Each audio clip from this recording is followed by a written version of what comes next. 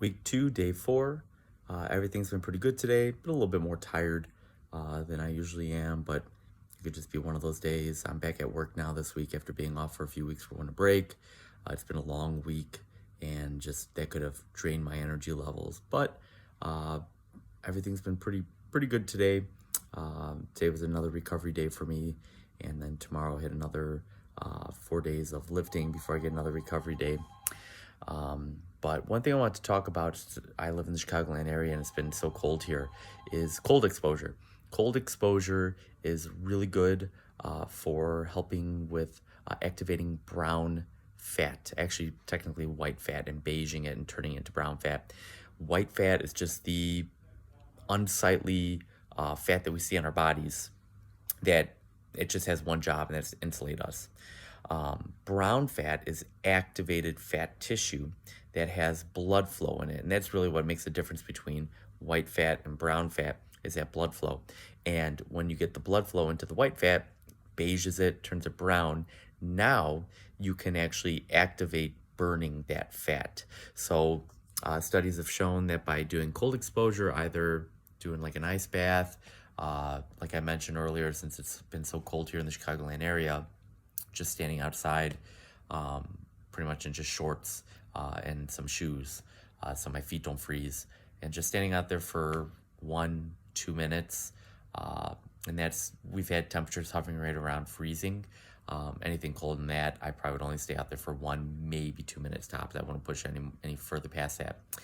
But that will help activate the white fat, start to beige it, turn it brown, and then you've got that fat activation where you can now burn that fat.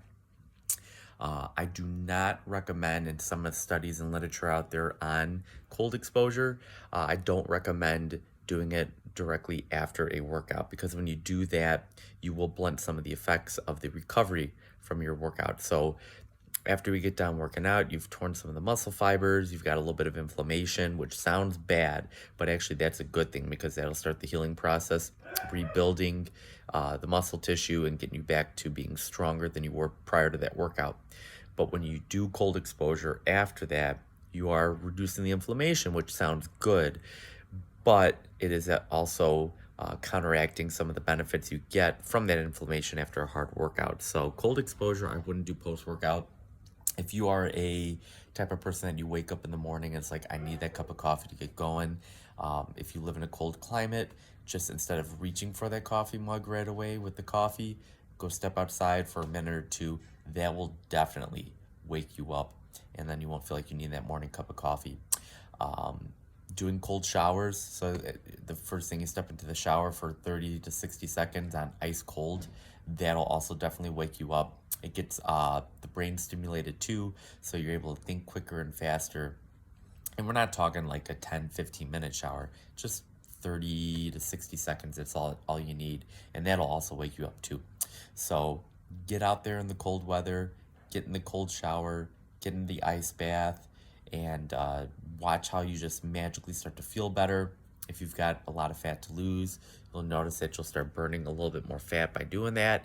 If you're trying to cut coffee first thing in the morning, doing an ice bath, ice shower, going out in the cold for a few minutes, that will definitely wake you up and will help you start your day. So get out there in the cold, get some cold exposure going on. Keep it locked in here. Please like and subscribe, and share this channel with others as I document this 26-week ketogenic bodybuilding cut. And put anything down in the comments if you have any questions about the keto diet or anything health and nutrition, biohacking tips that you would like me to do. And I'll see you guys tomorrow.